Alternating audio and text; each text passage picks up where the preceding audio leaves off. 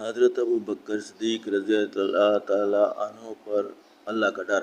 حضرت ابو بکر صدیق رضی اللہ تعالیٰ عنہ جو با جماع اہل سنت انبیاء کے علاوہ تمام دنیا کے آدمیوں سے افضل ہیں اور ان کا جنتی ہونا یقینی ہے کہ خود حضور اقدس صلی اللہ علیہ وآلہ وسلم نے ان کو جنتی ہونے کی بشارت دی، بلکہ جنتیوں کی ایک جماعت کا سردار بتایا اور جنت کے سب دروازوں سے ان کی پکار اور بلاوے کی خوشخبری دی، اور یہ بھی فرمایا کہ میری امت میں سب سے پہلے ابو بکر جنت میں داخل ہوں گے۔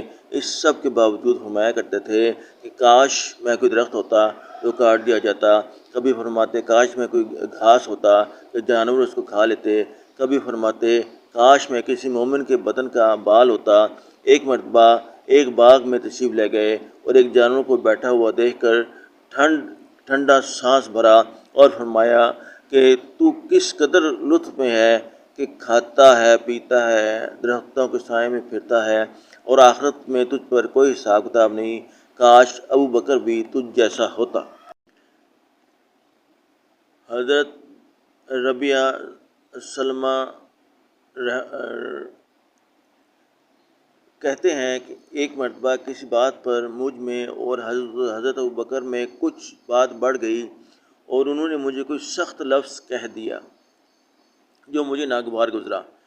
فوراً ان کو خیال ہوا، مجھ سے فرمایا کہ تو بھی مجھے کہہ دے تاکہ بدل ہو جائے۔ میں نے کہنے سے انکار کیا تو انہوں نے فرمایا کہ یا تو کہہ لو ورنہ میں حضور سے جا کر عرض کروں گا۔ میں نے اس پر بھی جوابی لفظ کہنے سے انکار کیا، وہ تو اٹھ کر چلے گئے۔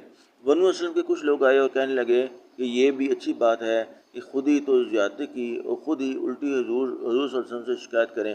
میں نے کہا تم جانتے بھی ہو یہ کون ہے؟ یہ ابو بکر صدیق رضی اللہ تعالیٰ عنہ ہے۔ اگر یہ خفا ہو گئے، اللہ کا لاڈلا رسول صلی اللہ علیہ وسلم مجھ سے خفا ہو جائے گا اور اس کی خفگی سے اللہ تعالیٰ شانہ ناراض ہو جائیں گے۔ تو ربیعہ کی ہلاکت میں کیا تردد ہے؟ اس کے بعد میں حضور صلی اللہ علیہ وسلم کی خدمت میں حاضر ہوا اور قصہ عرض کیا۔ حضور صلی اللہ علیہ وسلم نے فرمایا کہ ٹھیک ہے،